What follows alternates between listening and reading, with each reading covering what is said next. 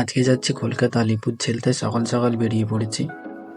তো এটা জেলের সামনেটা, আমরা অনেক আগেই চলে এসেছি। এখন দুপুর 1টা বাজে। দুপুর 1টা মানেই বুঝতে পারছো রোদের তাপ কতটা হতে পারে। অনেকটা ঘেমে গেছে, তাই বসে বসে মুখটা মুছছি। ভেতরে ঢুকেই অনেক সুন্দর ফুল দিয়ে ডেকোরেশন করা আছে, অনেক ভালো লাগছে দেখতে। আর এটা কি আমি বুঝতে পারছিলাম, তাই বারবার ওইটাই দেখছিলাম।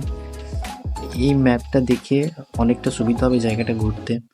আমরা প্রথমেই সেই ফাঁসির মঞ্চটা দেখতে যাচ্ছি। তা আমরা চলে এসেছি সেই ফাঁসির মঞ্চটার কাছে। এইখানে অনেক পর্যটক এসছে, যদিও এখন বেলা 1টা বাজে।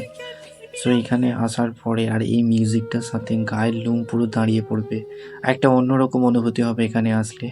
এই সেই ফাঁসির মঞ্চটা যেখানে ক্ষুদিরাম বোসের ফাঁসি হয়েছিল, জোড়া ফাঁসি হয়েছিল এইখানে। তা আমরা অনেক কাছে গিয়ে দেখবো। একটা সাধারণ মানুষের, বুঝতেই পারছো, ফার্স্ট টাইম ফাঁসির মঞ্চ দেখে কেমন অনুভূতি হতে পারে। সো এইখানে ফাঁসি দেওয়া হতো। ফাঁসি দেওয়ার পরে সেই যে নিচের কাঁচটা দেখছো, এখানে বডিটা পড়ে থাকতো। পরে এখান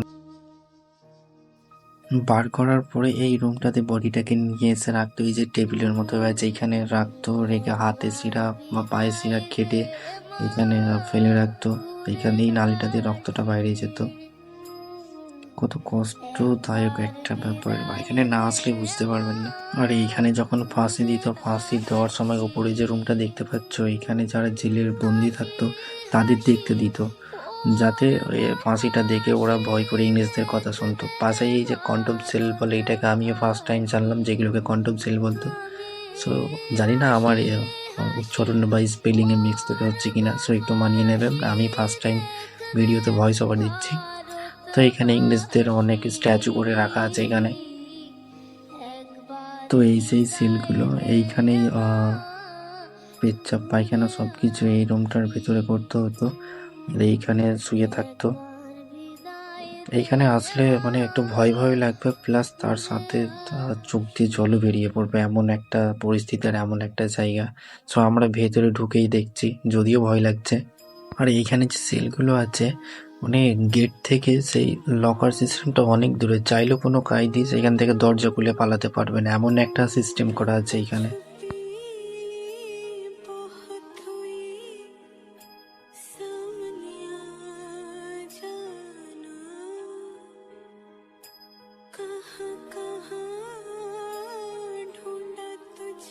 তো এরপরে আমরা আর একটা সেলে যাচ্ছি। সেলের সামনেটা এরকম দেখতে।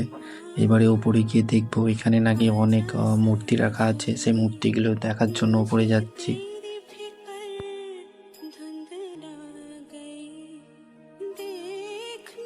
আমরা এখন উপরে চলে এসেছি। সো একটার পর একটা সেল দেখবো এখানে কি কি আছে।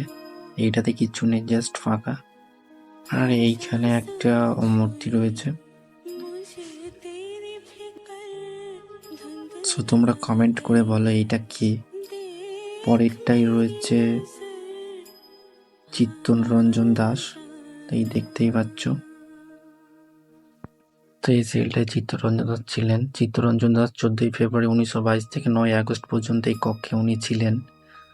পাশেরটা রয়েছে যতীন্দ্রমোহন সেনগুপ্ত, ইনিও এখানে ছিলেন।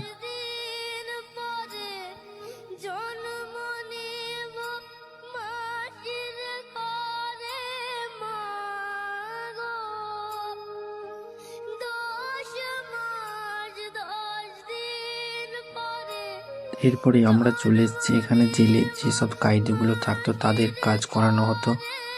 এইখানে অনেক কায়দি সব কাজ করতো, এখানে রান্না বান্না সব কিছু হতো। কিন্তু এখানে আসার পরে আমার একটা জিনিস দেখে খুবই খারাপ লেগেছে। এই সব স্ট্যাচুগুলো যারা আমাদের দেশের জন্য শহীদ হয়েছে তাদের স্ট্যাচু রাখা আছে এখানে। আর এইখানে সবাই হাতে এখানে ওখানে হাত রেখে ফটো তুলছে, বা এগুলো খুবই একটা খারাপ লেগেছে আমার। এদেরকে বারণও করেছিলাম। সবশেষে একটাই কথা বলবো, দেশের হয়ে কথা বলুন, দেশকে ভালোবাসুন, দেশের মানুষকে ভালোবাসুন।